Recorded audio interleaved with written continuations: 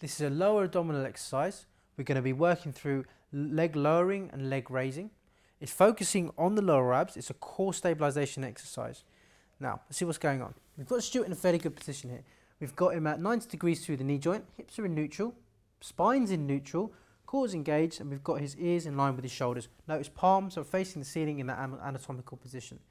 Now, for very beginners, for sedentary individuals, we can start off by placing the feet on the ball and going through the series of exercises like this. Reason being, he's got the opportunity to rest.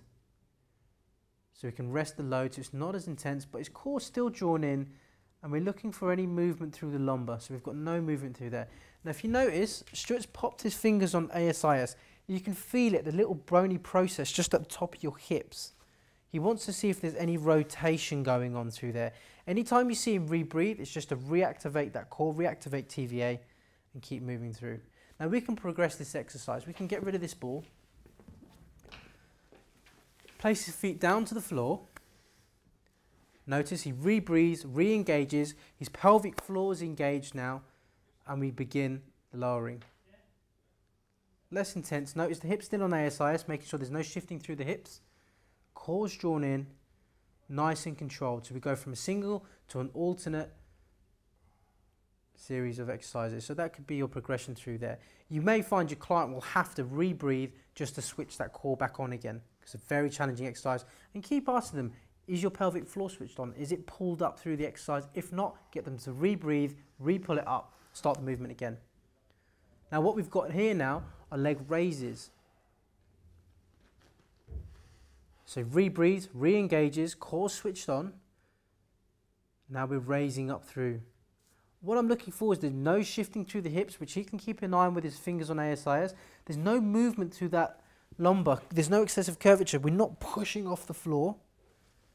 Everything's switched on, nice and engaged. We can make it more intense by extending the knee slightly. This will actually almost increase the load because the limb seems to get longer.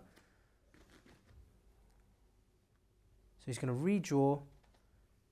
Pelvic floor's pulled up. Lower abdominals doing all the work. We have no hip shifts. We've got no exaggerated curvature through the lumbar. Perfect.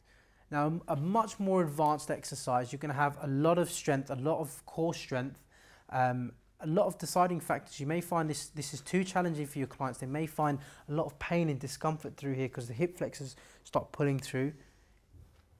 It's two legs. Watch this. Core drawn in, pelvic floor pulled in. There's no movement through the lumbar. All lower abdominals. Hands are going to go out, and we can see very good stabilization. Most people here wouldn't be able to maintain that. You'd find the lumbar just exaggerates that curvature as they arch off the floor. Stuart rebreathes, engages his TVA, pulls his pelvic floor up, rebreathes, and continues the movement. That's great, just relax there. Super. Those are our lower abdominal exercises going through a series of progressions.